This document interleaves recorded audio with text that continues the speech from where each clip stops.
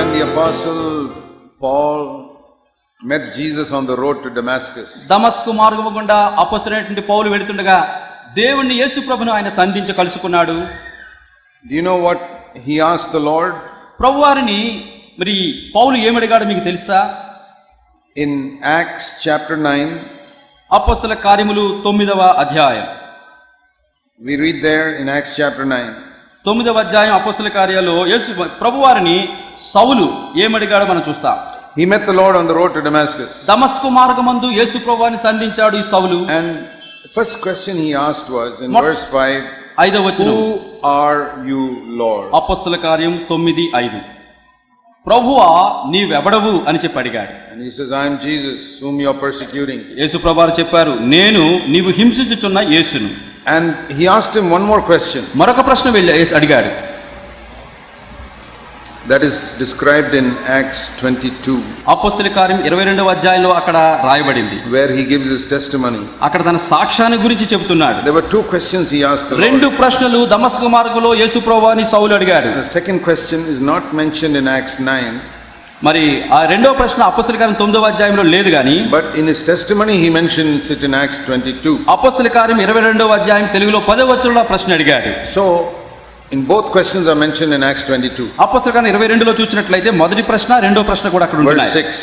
6వ వచనం. You know, he gives a testimony, I was approaching Damascus, a bright light came upon me. అక్కడ చెప్తుంటున్నాడు, నేను ప్రయాణం చేయించు దమస్కును సమీపించినప్పుడు మధ్యాహ్న కాలంలో ఆకాశం గొప్ప వెలుగును అకస్మాత్తుగా నా చుట్టూ ప్రకాశించెను. He asked Jesus two questions. రెండు ప్రశ్నలు అపొస్తలుడైన పౌలు యేసు ప్రభువుని అడిగాడు. Those are two questions he kept on asking Jesus all his life. యేసుక్రీస్తు వారి యొక్క ఆ ప్రశ్నను ఈ పౌలు జీవితకాలం అంతా అడుగుతూనే వచ్చాడు.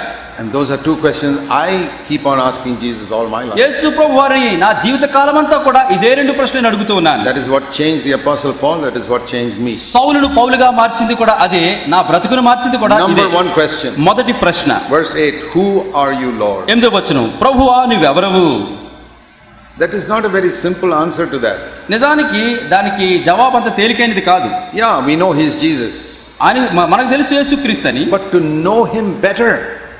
అయితే ఆయనను అధికముగా శ్రేష్టముగా ఎరుగు నిమిత్తం. Jesus said in John 17:3, this is eternal life, to know Jesus Christ. యోహాను సువార్త 17:3లో యేసుక్రీస్తు వారిని ఎరుగుటయే నిత్య జీవము అని అంటున్నాడు. So this is a lifelong question. ఇది జీవితకాల ప్రశ్న. I want to know you, Lord. ప్రభువా నేను ఎరగాలని కోరుచున్నాను. Who are you? ఎవరు నువ్వు? I want to know you better and better and better. That is eternal life. నిన్ను అధికముగా ఎరగగోరుచున్నాను, అది శ్రేష్టమైన జీవితం. Do you know that is the meaning of eternal life? నిత్య జీవం అంటే అర్థం అదే అని మనకు తెలుసు. It is not living forever.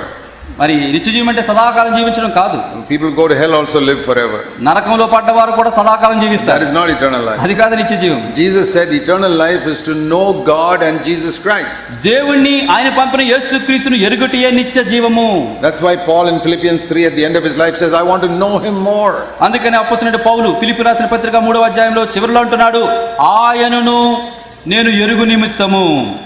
Look what he told Timothy when Timothy was about 45 years old.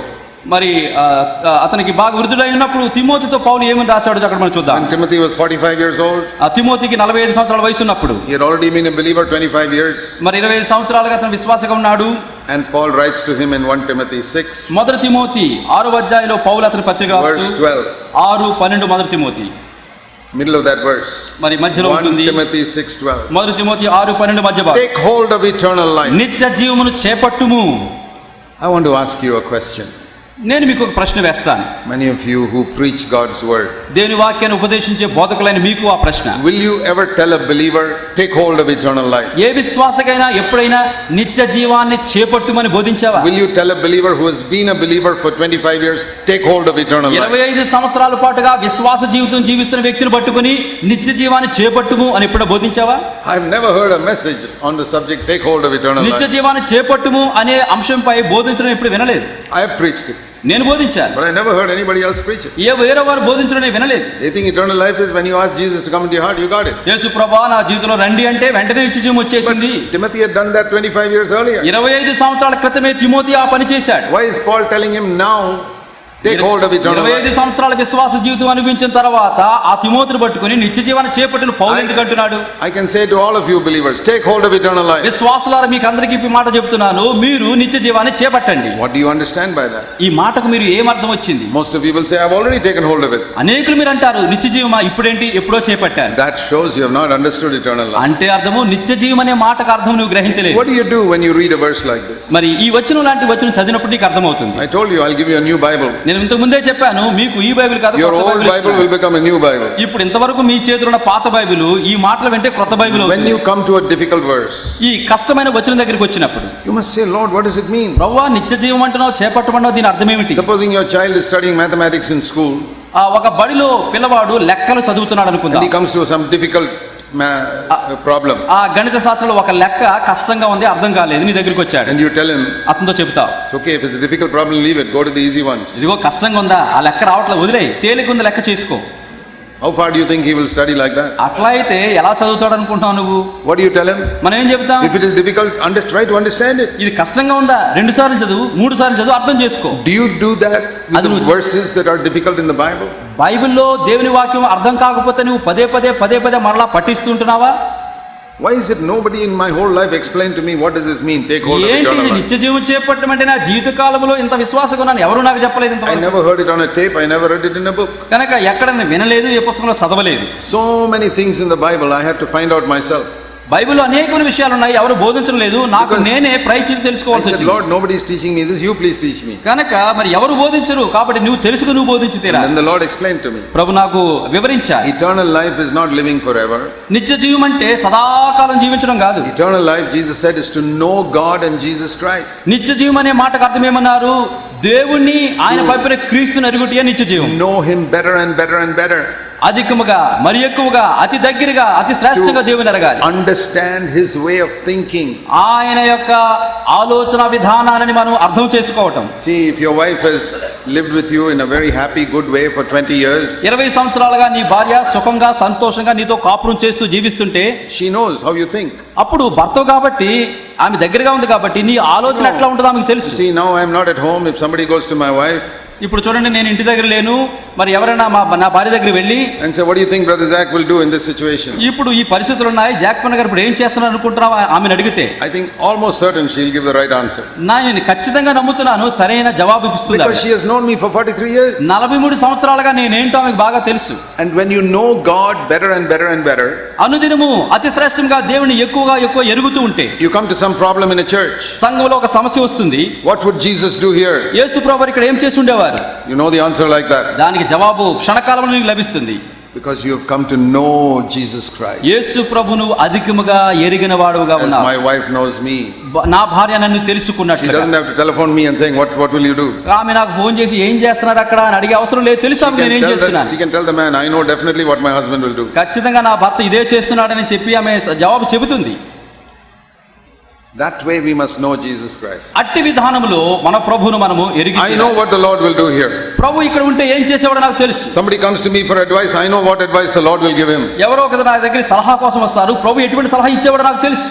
I don't even have to pray about it. దాని గురించి ప్రార్థించే అవసరం లేదు. It is like my wife having to telephone me. ఇదిగా నా భార్య నాకు telephone చేయాల్సిన అవసరం లేకుండా ఎట్లా చెబుతుందో అట్లా. Now there may be some more complicated situations మరికొన్ని సంక్లిష్ట పరిస్థితులు రావచ్చు, where I say I have not yet developed to that level, I have to wait on the Lord and know. నేను ఇంకా అంతగా ఎదగలేదు, అంతగా తెలుసుకోలేదు, ఆయన మనస్సు ఏంటో నేను తెలుసుకోవాలి. We grow in wisdom. ఎందుకంటే ఆయన జ్ఞానమందు మనం ఎదుగుతూ ఉండాలి. To know Jesus Christ is to know like a wife knows her husband. యేసుక్రీస్తును ఎరుగుట అంటే భర్తను భార్య ఏ రీతిగా ఎరుగుతూ తెలుసుకుంటుందో అట్లా మనము క్రీస్తును So that తెలుసుకోవాలి. is the first question. అది మొదటి ప్రశ్న. Who are you, Lord? ప్రభువా నువ్వెవరు? We have to ask it all our life. మన జీవిత కాలం అంతా కూడా ప్రభువా నువ్వెవరు అని I want to అడిగిరా. take hold of eternal life. నేను నిత్య జీవాన్ని I చేపట్టదలుచుకున్నాను. want to know you better and better and better oh and better. దేవా, నిన్న తెలుసుకున్న దానికంటే ఈ రోజు కంటే రేపు ఎక్కువగా తెలుసుకోవాలి. Then I have more and more of eternal life. అప్పుడు నేను అధికముగా నిత్య జీవాన్ని More and పొందుతాను. more of the life of heaven will rule me. పర సంబంధమైన ఆ జీవము నా హృదయాన్ని పరిపాలిస్తుంది. And the sweet fragrance of heaven will be manifest in my life. మరి పర సంబంధమైనటువంటి ఆ మధుర సువాసన నా జీవితంలో క్రియాపూర్వకమైన కార్యాలు చేస్తుంది. And my words. నా మాటలో ఆయన సువాసన. And if you do that, it will be manifest in your word. నీవు ఆ రీతిగా చేస్తే నీ మాటల్లో ఆ పర సంబంధమైన సువాసన వెదజల్లబడుతుంది. People come to you for counsel. సలహాల కోసం ప్రజలు నీ దగ్గర పరిగెత్తుకొస్తారు. You can give them your advice in 2 minutes. 2 నిమిషాలలో వారికి కావాల్సినటువంటి ఆ యొక్క సలహాలు ఇవ్వగలవు. They go and do that.